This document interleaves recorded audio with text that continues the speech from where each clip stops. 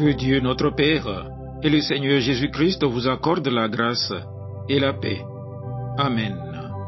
Le texte biblique retenu pour notre méditation de ce lundi 12 mai 2025 est tiré du livre des Proverbes au chapitre 31, les 9 premiers versets. Le thème de ce jour est le suivant: évite les plaisirs immoraux. Prions. Éternel notre Dieu, nous venons devant toi avec des cœurs ouverts et des esprits disposés. Ta parole est vivante, elle éclaire nos chemins, elle redresse nos vies. Nous te prions, parle-nous avec clarté, avec puissance, avec amour.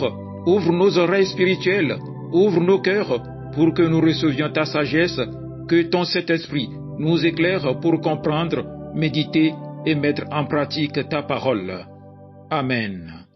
Proverbes, chapitre 31, les 9 premiers versets. Voici les conseils que Lemuel, roi de Massa, a reçus de sa mère. Écoute, mon fils, toi que j'ai mis au monde, toi que j'ai tant attendu. Mon fils, ne laisse pas les femmes prendre ta force. Ne te laisse pas guider par celles qui perdent les rois. Le vin n'est pas bon pour les rois et l'alcool n'est pas bon pour les chefs. S'ils en boivent, ils oublient les lois et ils ne rendent pas justice aux pauvres. Donnez de l'alcool à celui qui va mourir et du vin à celui qui est triste. Il va boire, il va oublier sa pauvreté et il ne se souviendra plus de son malheur. Toi, tu dois parler pour ceux qui n'ont pas la parole. Tu dois prendre la défense de ceux qu'on abandonne. Parle, juge avec justice, défends les malheureux et les pauvres. Amen. Bien-aimés dans le Seigneur, le texte que nous allons méditer ce jour est un passage précieux des Proverbes. Les paroles d'une mère à son fils, le roi Lemuel.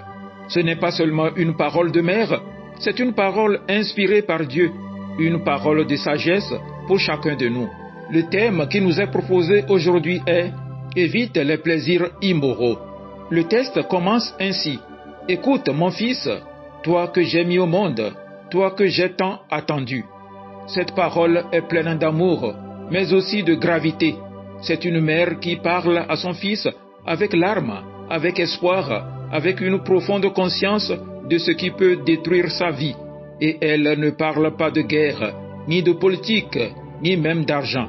Elle parle des plaisirs immoraux. Le verset 3 dit: « Ne laisse pas les femmes prendre ta force, ne te laisse pas guider par celles qui perdent les rois. » Ici, la mère de Lemuel parle des plaisirs charnels. Elle ne dit pas que la sexualité est mauvaise. Non, Dieu l'a créée. Mais elle dit: ne perds pas ta force dans des relations sans engagement, dans l'impureté, dans l'adultère. Ces choses ruinent des vies, elles détruisent des destinées. Combien de familles, combien de ministères, combien de carrières ont été détruits à cause de la débauche? Le roi David, un homme selon le cœur de Dieu, a connu la chute à cause d'une passion non maîtrisée. Il a pleuré amèrement, mais les conséquences sont restées.